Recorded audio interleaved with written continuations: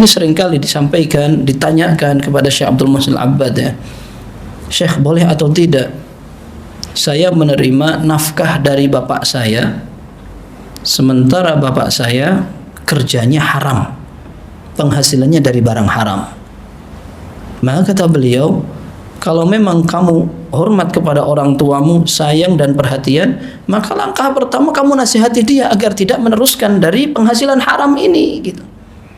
Masalah yang seterusnya baru itu yang kamu tanyakan, tapi sebelumnya kamu perhatikan dan kamu nasihati orang tuamu, ya, kalau kamu memang betul-betul perhatian sama orang tuamu, kamu nasihati mereka agar tidak terus-terusan mendapatkan penghasilan yang haram. Dan para ulama mengatakan, kalau seandainya anak itu membutuhkan sekali nafkah orang tuanya, padahal orang tuanya dapat penghasilan dari yang haram, maka seperti Syekh Abdul Muhsin Al-Abbad, Syekh Muhammad Shalih Al-Utsaimin dan juga para masyayikh lainnya mengatakan boleh dia ambil nafkah dari orang tuanya itu, karena dia terima dari ayahnya dalam bentuk nafkah, sementara yang dosa orang tuanya dengan pekerjaan yang haram itu, ya. Dia cari kerja dengan cara yang melanggar syariat, maka dia yang dosa. Kemudian dikasihkan ke anak istrinya, sementara anak istrinya nggak ngerti apa-apa. Dia dapat nafkah, bukan nggak ngerti apa-apa aja, mungkin sudah nasihatin, sudah apa, tapi itu menjadi tanggung jawab suaminya. Maka harta itu sudah pindah ke anak istrinya dengan bentuk halal karena pemberian.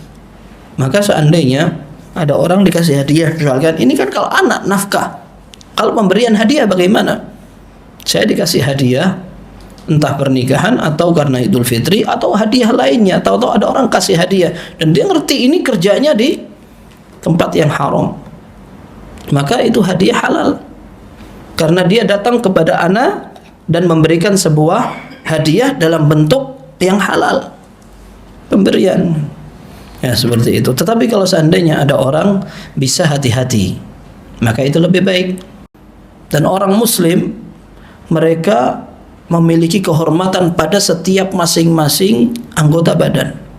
Antum tahu, ini anggota jari-jari kita ini kalau dipotong atau diputus, dipatahkan, ini ada 10 unta ini diatnya. Antum pengen 10 unta? Patahkan sininya dulu. Ya, ini masing-masing ada hitungannya. Kalau orang ditusuk sampai di dalam perutnya, maka akan dilihat ini, kemudian akan dikasih 15 onta atau 10 onta. Kepala ini juga sama, kepala dipecahkan atau dilukai sampai kelihatan dalamnya, maka ada diatnya tertentu. Kemudian ada entah dia sampai kelihatan bagian dalamnya atau sampai sebagian tulangnya pindah. Ini beda, ada hitungannya itu semua. Mata, kalau seandainya dia normal sebelumnya, kemudian tercocok atau dia menjadi buta dan seterusnya, ini ada hitungan diat semua ini.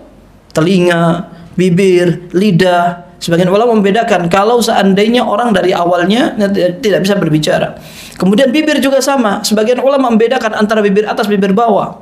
Ada yang mengatakan sama aja karena dua-duanya dipakai untuk berbicara, karena bibir ini kalau seandainya disobek maka dia tidak bakal bisa berbicara, ya. Jadi itu semua ada hitungannya di dalam Islam begitu. Tadi sempurna sekali.